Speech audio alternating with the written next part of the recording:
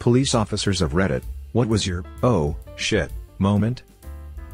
Was doing a welfare check at a house for a S-mail. Only person living at the house, car and driveway, and house was locked up. Gathered some more info, and was told where a key was. Opened the door, announced myself, and starting searching the house, expecting to find a dead body. Opened a closet door, and the guy was hiding in there, with a rifle next to him. If he wanted me dead, I wouldn't be typing this. Dude was having some issues. Sat and talked for about half an hour.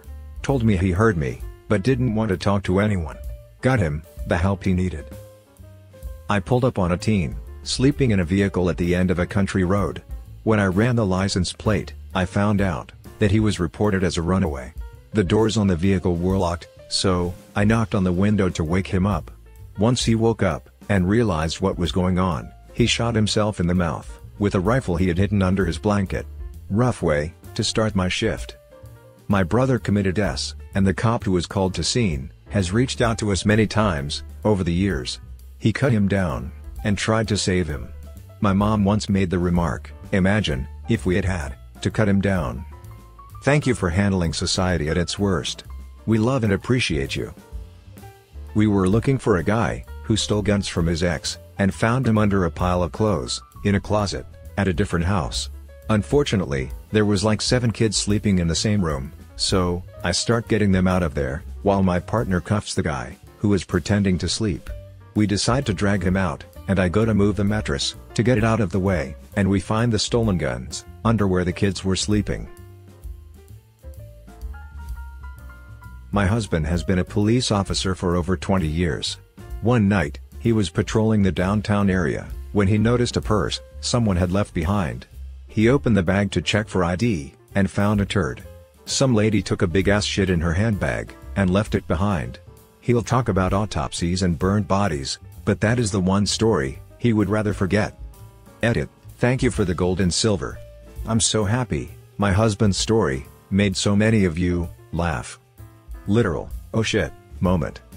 The difference between, oh shit, and, oh, shit. A law professor in Australia, spent 20 years as a cop, before becoming a lawyer, and eventually teaching. In explaining the battered wife syndrome defense to murder, he told a story of a call to a little old lady's house, where she had said on the phone that she had killed her husband. Before this incident, he didn't really understand why it existed. Why doesn't the woman just leave? Why doesn't she just go to someone else's house? Professor shows up to the door, and is greeted by a little old lady, saying, "Come in, would you like some tea?" He goes in, and she starts putting some cakes on a tray and pouring tea. He wonders if she's all there.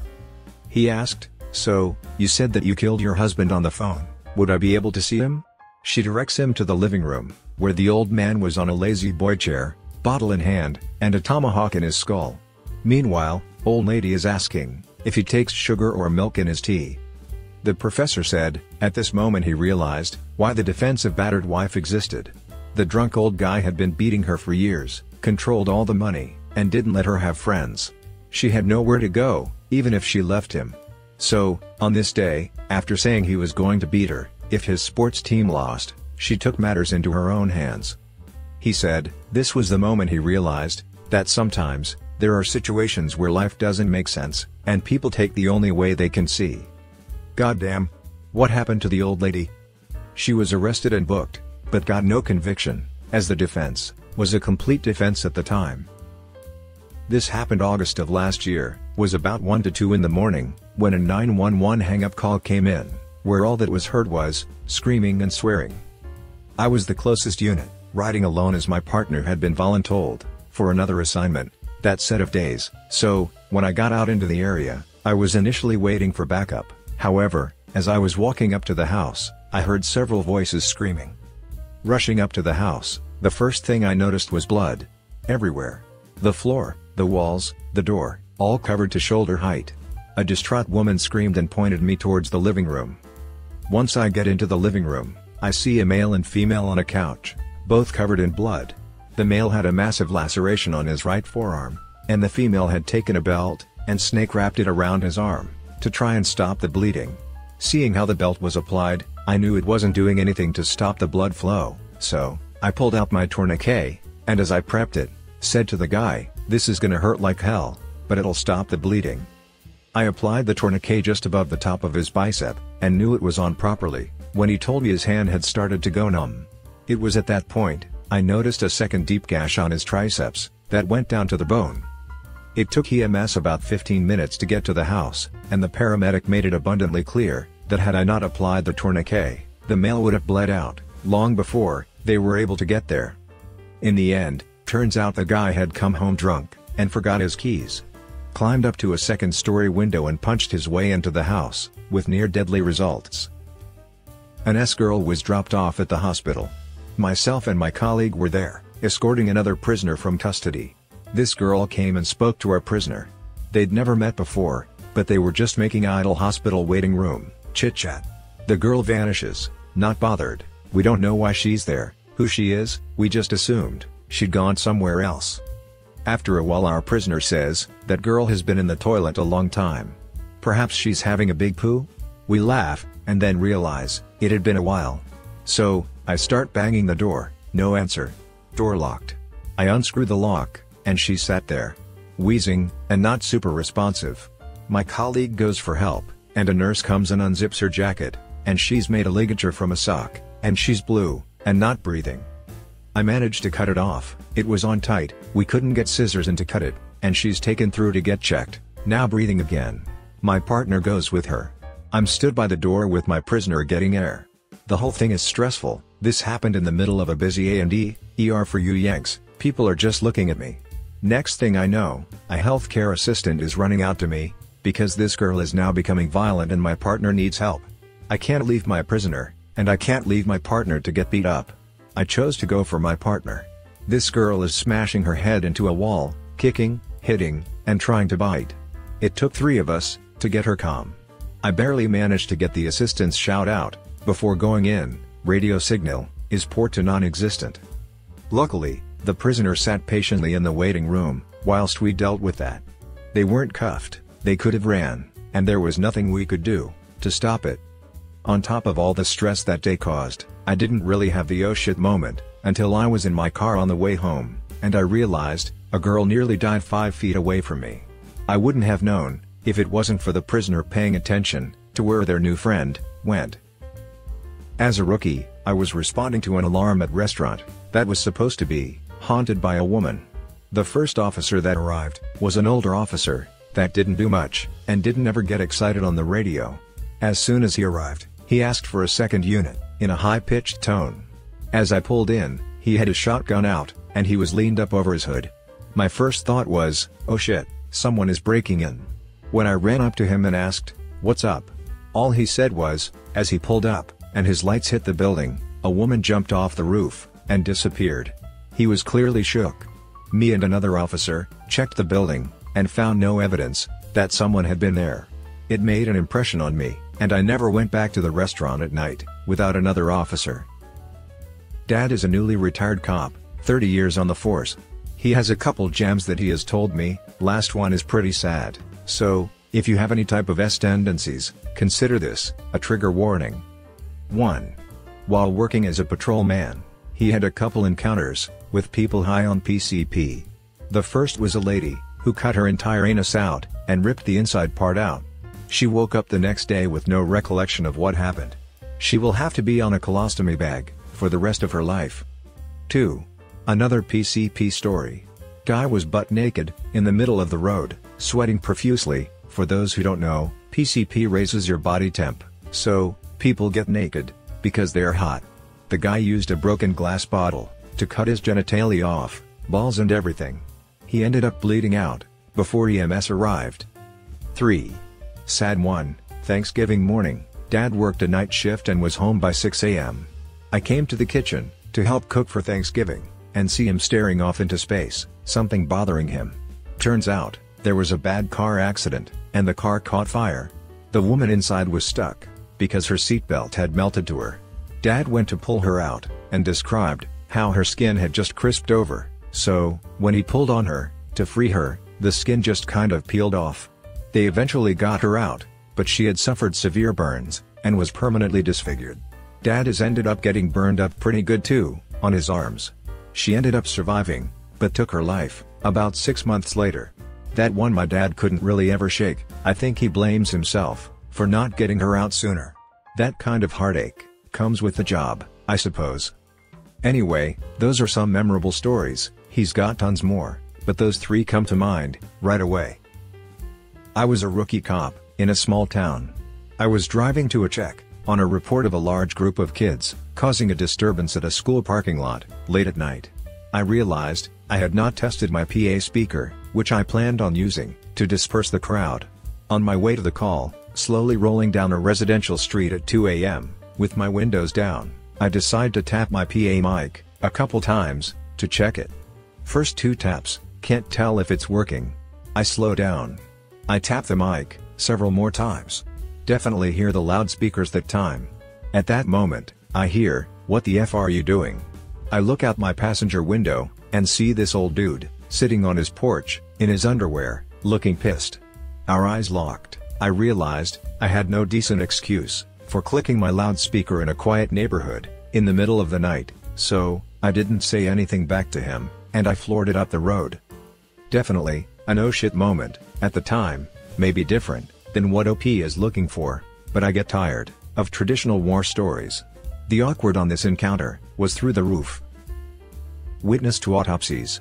Watching the ME pull the testicles out from the inside, or the needle in the eyeball to get samples of eyeball fluid, or the sights, sounds and smells of the bone saw cutting through the skull, and the following suction sounds of the top of the skull being pulled off. Or check welfare call to check on a 50-year-old lady who hadn't been seen for a few days. Got to the apartment, looked through a couple windows, after no response at the door.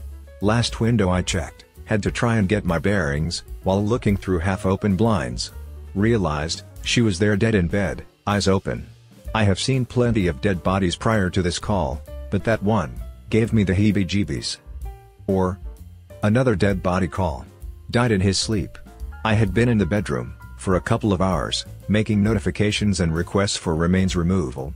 A belt slid off the treadmill and hit the treadmill belt pretty loudly. There was no reason for that belt to fall off that treadmill. Cops get PTSD too. Edit, shit. I have so many. Patting down a male arrestee for a female officer. Dude was passed out at a green light. He was already cuffed. Right as I got down to his right ankle, I heard it. It sounded like a garbage disposal choking on pudding. Dude shit himself, right there. I didn't say anything, as he sat down in the back seat. The female officer went to the opposite side of the back seat to assist in buckling him in, and gagged. "Oh God. What's that smell?" she said. "Me, he just shit himself." LOL. I was in a community policing unit. Right, as me, and about 25 other community policing officers, got out of a meeting, a report of a homicide came out, just blocks from our station. Dispatch advised, we were looking for a red truck. A fellow officer called out, he had a red truck nearby. I was first there, as he was pulling the driver out, at gunpoint. As we approached him, and got him cuffed, I turned, and saw the biggest traffic jam of cop cars I had ever seen. Later that day, I watched a traffic cam recording of the traffic stop. I lost count at 53 cop cars coming to back us up. More of a holy shit than an oh shit. My older brother is a cop. He got a call about a teenager behind a school with a knife. He rolled up to the spot, and when the kid noticed him, he immediately started hacking at his own neck with the knife. My brother sprints over to him and tases him. Saved the kid's life. It's all on body cam. Shit is effing wild. Edit, a few people have asked for a link of the video. I've only seen it one time. It's not public, as far as I know. This was a teenager, so I'm sure there was good reason to not make it public. It probably would not have helped him cope with whatever was going on in his life. Shit, that makes me think of one of my mom's co-workers, who is a tree trimmer. He was out with some other guys in his crew when they stopped for lunch. He walks away to take a smoke, then the other guys hear a chainsaw, then him, screaming. He tried to kill himself by cutting at his neck with it. Edit, he survived, but had to be fired due to safety reasons. Don't know the full details, but I'm pretty sure he was sent to a mental health facility, at least for a little bit. Got a call for an emotionally disturbed person. Arrive on scene, and a 350 pounds man built like an NFL lineman, is passed out on the floor, face down. His wife says he suffers from PTSD from the first Iraq War, and that he was an Army Ranger. He had been drinking heavily. His son is on scene, and about 16 years old. The man begins to wake up and proceeds to smash his forehead into the ground, repeatedly. We call for an ambulance. A small pool of blood begins to form on the floor.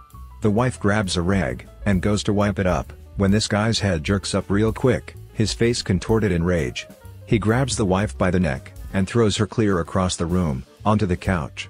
We immediately jump on him, but he is preternaturally strong.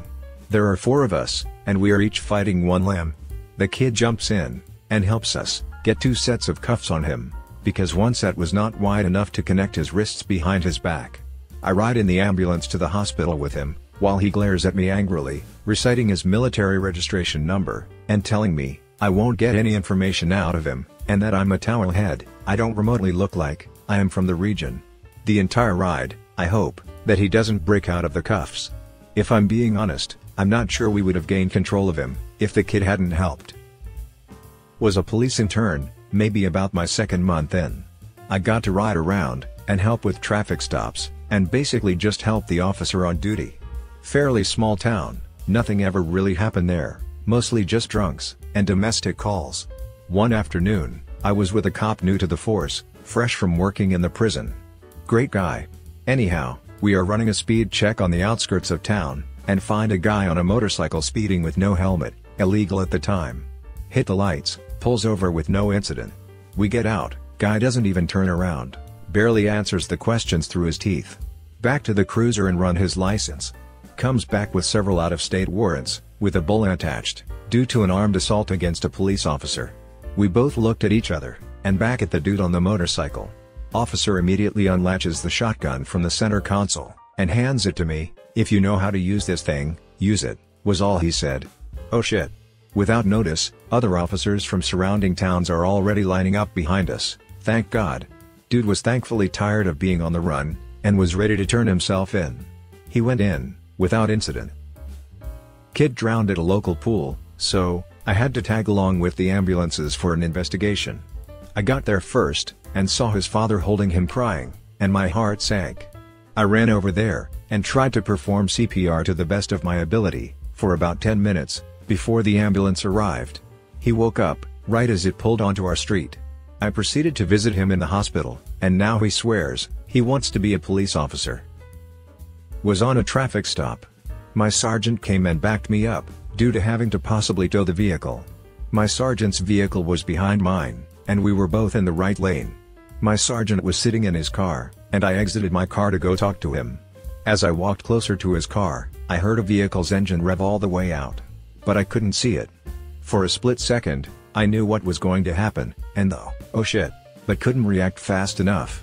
The vehicle I heard smashed into the back of my sergeant's SUV, which struck me, throwing me into the road. The driver was completely hammered, and didn't have a license. This happened last Sunday, and I have surgery in a couple weeks, for my knee, and my sergeant has a broken back. Not a cop here. This is more a story of how I unintentionally gave a cop an oh shit moment. I had a night job managing a liquor store, in a very bad neighborhood. It was a one-room affair, with me behind a desk with the cash register, just inside the store's entrance. I'd only had the job for about a month, when a friend dropped by to shoot the shit. After a bit, he asked me if the store owners had provided me with any kind of protection, given what a nasty neighborhood it was. I told him, just this old double-barreled shotgun, that's kept under the counter here, but it's empty. With that, I reached down, and picked up the shotgun, to show him. Unbeknownst to me, 2 armed robberies had just gone down on a fast food restaurant, and another business close by, within a couple of blocks, and the police were responding to the calls in full force. I heard the sirens but didn't think much of it, because sirens were pretty common in that part of town. A police car swerved into the parking lot in front of the store, and the officer jumped out of his car, and dashed in to check if the robbers weren't hitting my store, too. The cop burst through the front door of the store, seconds after I'd picked up the shotgun, to show my friend. Him, coming through the door as fast as he did, startled me, and without thinking, I turned toward him, with the shotgun in my hands, and it was inadvertently pointed at him. His gun was holstered, and I had the drop on him. At that moment, he didn't know if I was the perp who'd just robbed the other stores, or what. His face went paper white. Both of our minds were blown at the exact same time. I quickly laid the gun down and let him know there was no harm intended. But I'm pretty sure he's never forgotten that particular "oh shit" moment, and neither have I. Just checked onto my shift. As I turned my patrol car on, my radio was in mid-broadcast about an accident just outside the city I work in. I voluntarily checked en route to help out the best I could.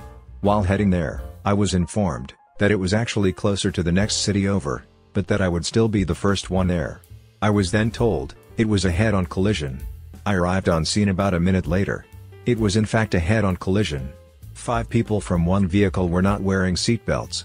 All 5 were fatally injured, beyond any measure. There was nothing I could do. A doctor showed up on scene shortly after me. Nothing he could do. I watched 2 adults and 3 children die in front of my eyes. The 6-year-old little girl just stared at me unblinking as she passed. I still get emotional. They were students at our elementary school. I knew them because I routinely go to that school just to see the little kids and give them junior police stickers, take pictures with them, and let them play with my gadgets and police car. I went to the memorial service that the school put on for the girls to pay my respects. Their father was there and didn't know who I was, or that I was the first one there, or what I saw. He was talking to another father, clearly in between denial and anger phases, about how he wished he knew what officer it was on scene, so he could kill him for not doing anything and why didn't he do anything, and blaming me for their deaths. That was really hard to hear. I wish I was a superhero, and could have used magic powers to save those poor children. I'm sorry, little ones. You deserve to live your lives. Edit. Thank you all for the kind words and support. I have actually gone and seen a professional regarding it. That has helped a lot. Unfortunately, it is just something that will be with me forever. I am doing pretty well overall, and recently welcomed my first child into the world. Experiencing what I did makes me just love and appreciate every day I have with him even more. Thank you to everyone again, and also, thank you for the silvers, and wow, my first gold too. I wish it was for something much happier, but still, I really appreciate it. Worked with a guy who used to work for Long Beach PD. Told me a story about a call coming in that some old man had threatened his neighbor for knocking down his fence. Friend gets on scene a little late, and 2 other units had already showed up. Friend sees crazy old guy handcuffed and in the back of one of the cars already. He thinks, okay, these guys got this, and just wants to make sure the first units are okay. He walks up to one of the cops and notices that he has this "oh shit" look on his face. Cop says to friend, "Come with me, you have to see this shit." My friend follows the other officer into crazy old guy's garage, through the house. His exact words when he told me this story was, "It was like that scene in Boondock Saints where they buy the guns." The crazy old man, apparently, had been stockpiling weapons for the last 20 years. Multiple rifles, shotguns, pipe bombs, Semtex, various pistols, and the Throne. A gas-powered lawnmower that had 2 M60 mounted on it. Controls for both weapons, ammo cans, etc. I'm not sure what else was on the Throne, LOL. Former paramedic. Known former gang member, and seriously bad dude, who was suffering from epilepsy. It was known that when he was post-ictal, after the seizure, he would revert to his gangland days, and anyone in uniform he wanted to fight. Hey look, ambulance drivers wear uniforms. Got a call to his known address. Me and my partner are first to arrive on scene. I already had the Valium and verse drawn up, and was ready to hit him with a knock you the F out dose. As I got to the door, his mother, a very sweet lady, was hollering, "He's coming, too." I jumped onto of him, and with all my might, held him down and rode him, like I was on the pro bull riding rodeo tour. My partner was able to get the meds into him IM, which takes longer to work than IV, so I had to do that for the next 5 to 7 minutes, till fire showed up. I was exhausted, and not really wanting to get my ass beat rode that bull, till 5 more guys took over. I rolled off, and was just done. 3 hours later, I ended up back at the hospital, and he was in there. He apologized, always did, and said he never fought with anyone as tough as me. Thank God for being 40 pounds heavier and a pocket full of mind-altering drugs. We happened to be right on top of the scene, when a carjacking with a gun call went out. I saw the car fishtailing in the snow, half a block away. We started to chase, and the driver bailed immediately, in the driveway of an apartment. I chased him up a hill, while my partner ran around the building, to cut him off. Just as I crested the hill, a shot rang out. He fired blindly behind him, the old, to whom it may concern, shot. We chased him through a church parking lot, where the bingo game was just letting out, so, no return fire. Caught him in a backyard, behind the church. The department gave us nice plaques and cake.